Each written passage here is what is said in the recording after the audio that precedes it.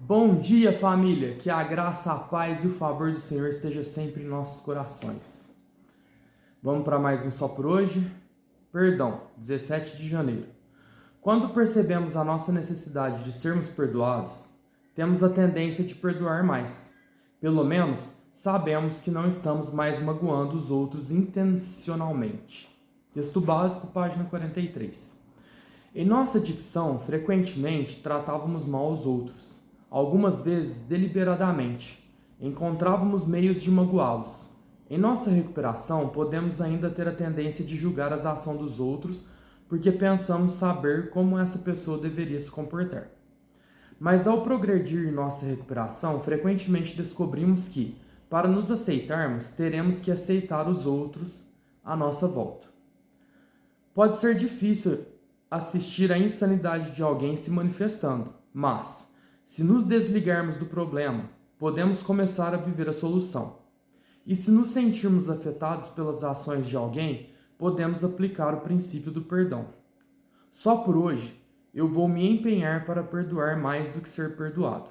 Tentarei agir de tal maneira que me sinta merecedor de meu próprio amor.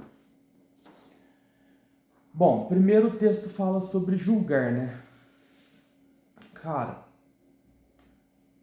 é possível nós conversarmos e partilharmos sem julgar o próximo, né? Quando nós temos empatia, né? Se você tiver empatia pelo seu próximo, você consegue, ao invés de julgá-lo, né, ver nele uma fraqueza que você tem ou poderia ter e ajudar aquela pessoa, né? Seja com uma oração, seja com uma palavra amiga, uma palavra de apoio, uma direção, né, para aquela pessoa naquele aspecto da vida dela, né? É claro que deve haver uma abertura, você não vai sair falando para todo mundo, ó, você erra nisso aqui, faz aquilo ali, faz diferente, faz assim, faz assado, né? Porque a programação nos ensina que nós devemos ajudar quem pede ajuda, né? Porque logo quando a pessoa pede ajuda, ela tá te dando abertura, né, para ser ajudado. Ela tá te dando uma abertura para que você fale. Ela vai estar mais receptiva àquilo que você tem de conselho para dar para ela. Logo, se a pessoa não pede ajuda, já é uma situação mais complicada. Porque você tem que analisar se a pessoa quer melhorar, se ela quer progredir, se ela quer ser ajudada, né? Porque se ela não quiser, né? Às vezes a pessoa tem dificuldade de pedir ajuda, mas você percebe que ela quer uma ajuda, que ela gostaria de receber ajuda dentro daquilo que ela necessita. Aí tá normal, você vai lá, partilha com a pessoa, né? Ajuda ela e tudo mais. E tem a situação na qual a pessoa não pede ajuda porque ela realmente não quer ser ajudada, né? Não é nem pelo fato dela ainda não ter habilidade em pedir ajuda. E se você for tentar ajudar uma pessoa que não quer ajuda, você vai se frustrar. Isso pode te atrapalhar, pode atrapalhar a sua recuperação, sem contar que traz uma frustração desnecessária, né? Isso é ter equilíbrio, né?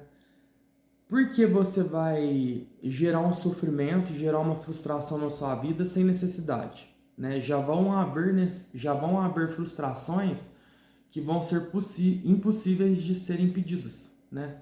Você vai ter que passar por aquela frustração. Então, beleza, se você tem que passar, não tem jeito, né? Não tem como evitar, força.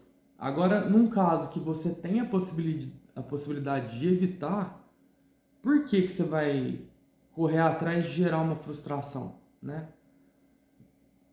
Querer sofrer desnecessariamente, né? Então, por exemplo, um companheiro nosso recaiu, né? Voltando a falar sobre julgar, né? Ele recaiu e eu senti necessidade de partilhar, né? Então tudo vai o seu sentimento do seu coração. Por que eu queria partilhar? Né? Porque foi uma coisa impactante para mim, né? Primeiro, Eu precisava de me aliviar daquele sentimento, né? Segundo, foi uma maneira de eu pedir para os outros companheiros, né, ajudarem ele em oração, né? Inclusive essa noite eu até sonhei com ele, né? Desejo que Deus dê para ele a dádiva da recuperação. Então, muito vai depender totalmente do que você sente, né, cara? Quando você passa aquela informação para frente, qual que é a sua intenção, né? Porque Deus consegue conhecer a intenção do nosso coração. Ele vai saber se o que você está fazendo é um julgamento ou não.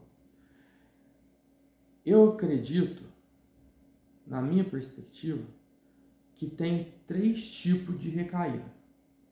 Tem a recaída que você é pego de surpresa, né? Que a sua mente te pega ali meio que de surpresa, ela já cria uma estratégia para te derrubar. Mas para mim, né, eu acho isso muito difícil de acontecer. Não é impossível, pode acontecer.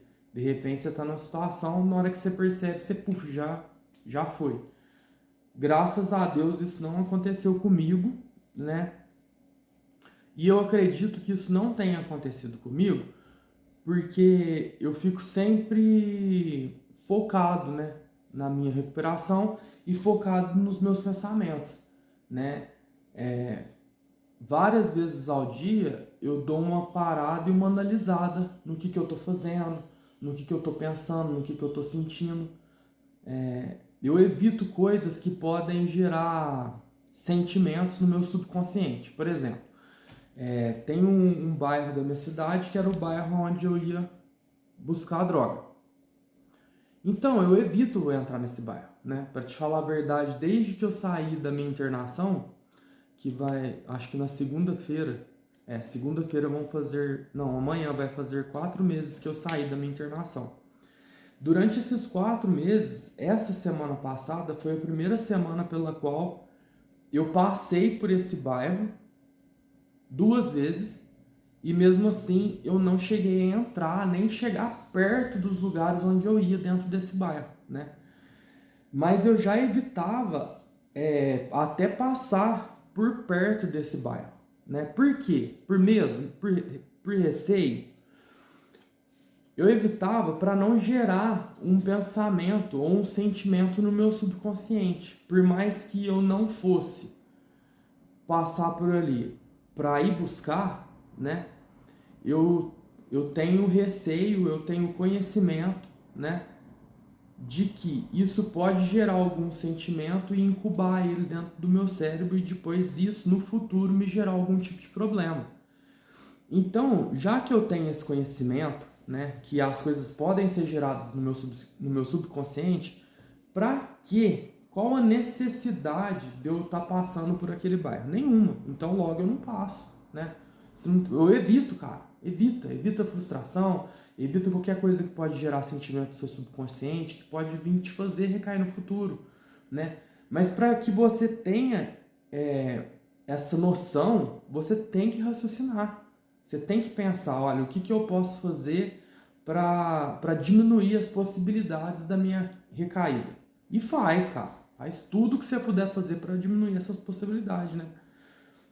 Eu falando de mim, eu não quero mais isso para minha vida. Pelo contrário, eu quero sobriedade, eu quero viver em Deus. E já não tá fácil, né? Já é bem difícil. Tem alguns dias que são bem difíceis. Tem dias que a minha fé posta à prova, né? E na maioria das vezes eu consigo passar bem, né? Eu consigo vencer esses dias, mas tem alguns dias que eu olho para trás e falo assim, nossa, podia ter agido melhor naquele dia, né? Eu poderia ter tido mais fé, poderia ter sido uma pessoa melhor, uma pessoa mais de Deus, poderia viver mais aquilo que eu falo, que eu acredito, né? Porém, nós somos seres humanos e nós estamos sujeitos ao erro e tá tudo bem. O importante é eu ter essa consciência, né? Eu ter esse pensamento crítico de mim mesmo, porque isso vai me fazer errar menos no futuro, né? Então eu passei essa informação para frente, pedi pro pessoal estar orando por ele. Aí até onde isso é uma partilha e a partir de onde isso vira uma fofoca, né? A partir do momento que você começa a dar muitos detalhes, nananana, isso vai virar uma fofoca, né? Todo mundo vai saber da vida do cara. Então eu não passei essas informações para a frente, né? Nós temos um grupo, né, de WhatsApp de pessoas que eu conheci na clínica e também estão em recuperação, assim como eu. Nesse grupo eu falei só isso, ó pessoal, nosso companheiro tal recaiu, vamos orar por ele. Ah, mas o que aconteceu? Ó, não tem mais informações, né? Agora teve duas pessoas, né? Um companheiro que eu tenho mais amizade, que eu sei que ele não vai passar para frente. Com ele eu partilhei totalmente o que aconteceu e também com a minha psicóloga, né? Justamente para me libertar daquele sentimento que eu tive no momento, né? Que foi um sentimento de tristeza, de receio, né? Porque, poxa, volta a falar, né? Como é que você vai fazer? Você vai julgar o cara? É complicado. Enfim, então nós temos, na minha perspectiva, existem três recaídas. Essa que eu acabei de falar, que vem do subconsciente, a pessoa não percebe, na hora que ela vê já foi, né? Tem a segunda recaída, que é a que você deixa, você alimenta um pensamento da sua vida no uso, né? Você lembra de algum acontecimento ou de dias que você estava no uso e começa a alimentar aquilo. Cara, vai dar ruim, né? É como a chama do isqueiro num palheiro. Se pegar fogo numa palha pequena que seja, vai pegar fogo no palheiro inteiro, né? Então é o segundo tipo de recaída que para mim já é um pouco de inconsequência da pessoa, né? Se ela sabe que ela tem uma dificuldade naquela área, poxa, não fica pensando, não fica alimentando, né? Evita, né? Que são os famosos evites, né? Evita. E tem a terceira. A terceira é você querer ajudar uma pessoa sem você ter habilidade com aquilo, né? Outro companheiro me chamou para ir lá buscar esse cara na onde que ele estava, esse companheiro na onde ele estava, né? O companheiro A recaiu, tava, vocês sabem, vocês imaginam onde ele estava, recaído, né? Não preciso nem falar. E o companheiro B falou: Maicon, vão lá buscar ele, vão lá ajudar ele. Cara, não vou porque eu não tenho habilidade, né? Seria burrice, vocês vão me perdoar a palavra, mas seria burrice eu fazer uma coisa na qual eu não tenho habilidade de fazer, né? Eu ajudar uma pessoa que não me pediu ajuda e ir num lugar onde eu não deveria ir. Então, e essa é a terceira recaída, né? Na minha perspectiva. É a terceira forma de você cair, que pra mim é a pior de todas, porque não tem outra palavra pra ela. É burrice, né? É uma total burrice você achar que com menos de um ano de sobriedade você tem habilidade de ir acompanhado só com mais uma pessoa que também não tem nem um ano de sobriedade para buscar um amigo que não quer ajuda, que não pediu ajuda, né? Cara, agora a pessoa pediu ajuda, né? Você vai com três pessoas que tem mais de um ano limpa, né? Aí, beleza, você está respaldado por essas três pessoas. Na realidade, você não está indo fazer um resgate, né? Você está indo de apoio, né? Quem está indo fazer o resgate realmente é aqueles que têm mais de um ano de sobriedade, que tem aquela habilidade, né? Dentro do pedido de ajuda da pessoa. Aí é legal, né? Não tem o que falar, é burrice. Se for diferente, é burrice, né? Você ir ajudar uma pessoa que não te pediu ajuda, ou ir só em duas pessoas, e essas duas pessoas não têm nenhum ano de sobriedade, não têm habilidade em fazer aquilo, cara, é muito arriscado, né? Eu não faria nem se me pagasse, né? Infelizmente, não tenho essa habilidade, também não tenho vontade de ter, né? Eu consigo ajudar fazendo outras coisas nas quais eu tenho habilidade, por exemplo, gravando só por hoje, eu tenho habilidade de fazer isso. Não é algo que vai atacar a minha recuperação, Então é isso, cara. Você tem que fazer o pouco, não precisa fazer. Cara, nós não somos o super-homem, nós não somos Jesus Cristo, nós não somos Deus, né? E Deus com certeza tem alguém preparado para fazer esse trabalho por ele, né? Ele não vai colocar a nossa vida em risco, né? Em momento algum, né? Então tem que ter também uma inteligência espiritual, né? De saber, de conhecer que Deus não quer o nosso mal, não vai nos colocar numa situação de risco dessa, né? Bom, nós falamos sobre o julgamento e a próxima parte do texto é sobre o perdão. Cara, eu não tenho muita dificuldade em perdoar. Num contexto geral. Vamos dizer aí, 80% das pessoas que me feriram, que me machucaram, eu consigo conviver bem com elas, perdoá-las e tá tudo bem. Agora, existe algumas pessoas que eu tenho dificuldade, né? Bom, que eu me lembre agora, tem 3 pessoas na minha vida que eu tenho dificuldade em perdoar. E foi até uma coisa que eu conversei com a psicóloga essa semana, porque eu gostaria muito de me livrar desse sentimento, porque ele é chato, ele é horrível, né? É ruim demais a gente ficar perto de uma pessoa que a gente não gosta. E a gente não gosta por quê? Porque a gente não perdoou, porque a gente sente rancor. Não estou querendo dizer que se você não vai não gostar da pessoa nesse nível que eu estou falando, sem a pessoa te fazer nada, né? Muitas das vezes a pessoa fez algo muito ruim com você. E às vezes não foi só uma coisa, foram várias.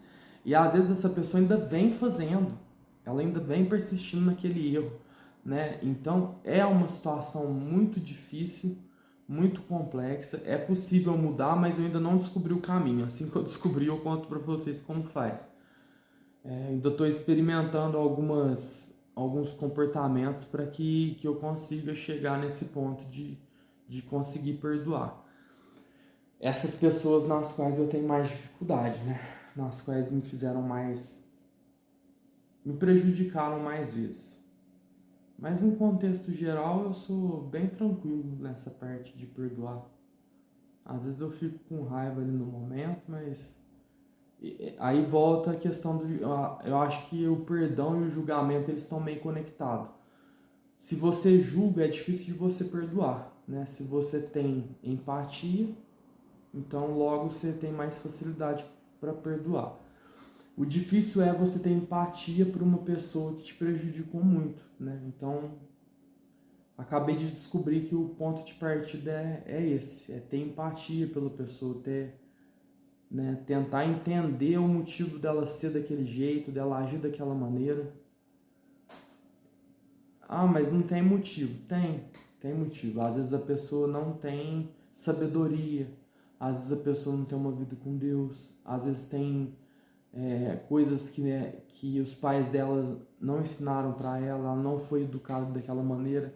De repente ela foi ensinada a agir de maneira errada e para ela aquilo é normal, né? Tem várias situações que levam as pessoas a errarem, né? Não só as pessoas, como eu também, né? Bom, é isso, pessoal. Espero que tenha sido produtivo, né? Que a gente possa levar essa mensagem durante o nosso dia, que nós possamos ficar focados nela, né? Em estar não julgando o próximo, né? E estar perdoando, né? As pessoas que estão à nossa volta.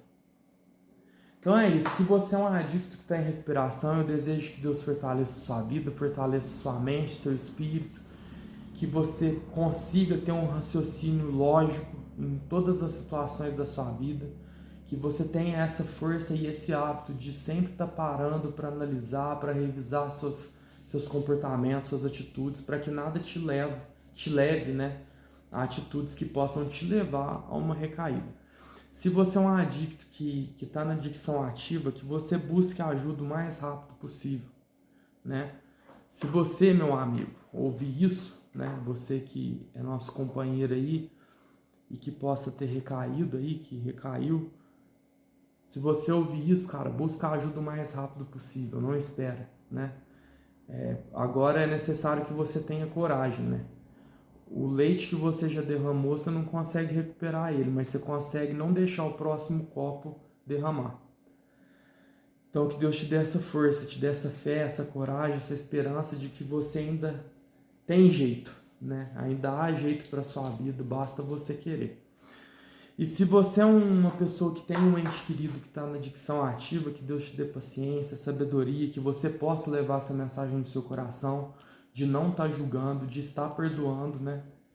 De estar levando a ajuda quando houver abertura para que você ajude, quando houver esse pedido de ajuda, que você não pense duas vezes, né? Que você age com dedicação e com agilidade, porque essa brecha do pedido de ajuda, né? Na vida de uma pessoa que está em adicção ativa, ela é muito difícil de acontecer, e quando acontece, o tempo que ela dura é muito pouco, né? Então, se a pessoa pediu ajuda, irmão, se você tiver condição, ajuda na hora. Para tudo que você está fazendo, já leva essa pessoa, interna ela, ou já leva ela numa reunião de NA, leva ela numa reunião onde alguém possa ajudar ela. E é isso. Espero que nós possamos ter um sábado abençoado por Deus. E até amanhã. Valeu!